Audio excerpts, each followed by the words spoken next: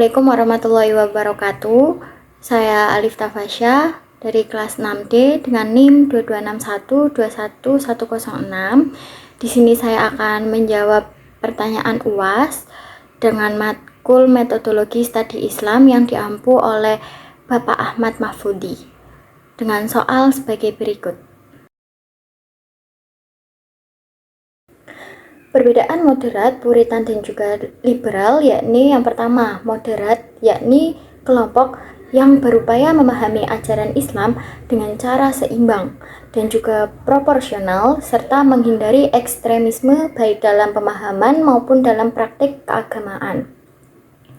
Contoh kelompok moderat ini yakni beberapa organisasi Islam di Indonesia, seperti halnya Muhammadiyah dan juga NU yang seringkali dikategorikan sebagai contoh moderatisme dalam beragama. Jika untuk dasar pemikirannya, yakni pada pemikiran moderat ini, dia memiliki moderasi beragama yang didasarkan pada semangat untuk menjaga keutuhan agama dan kemaslahatan umat, serta menghindari perpecahan dan konflik. Lalu kemudian untuk yang kedua yakni kelompok puritan.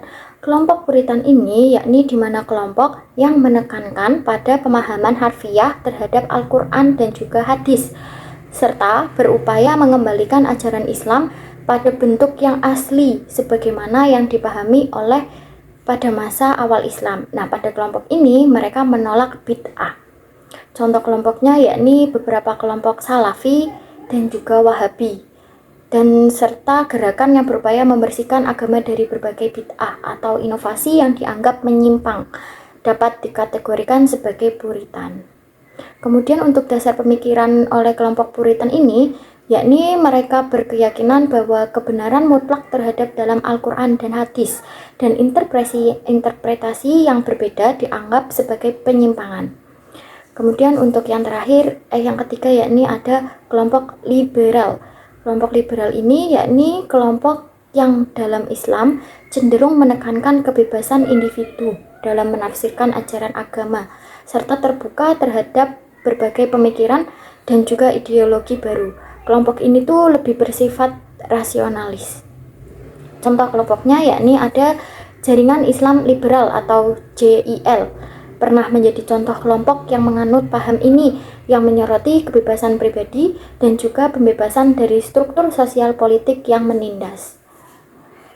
Kemudian dasar pemikiran dari kelompok liberal yakni berkeyakinan bahwa ajaran agama harus relevan dengan konteks zaman dan kebutuhan manusia, serta tidak boleh menghambat kemajuan. Mengapa perbedaan ketiga kelompok ini terjadi meskipun bersumber dari Al-Quran dan hadis yang sama? Nah, perbedaan dalam interpretasi dan pemahaman ajaran Islam itu terjadi karena beberapa faktor. Yang pertama ada metode penafsiran atau tafsir.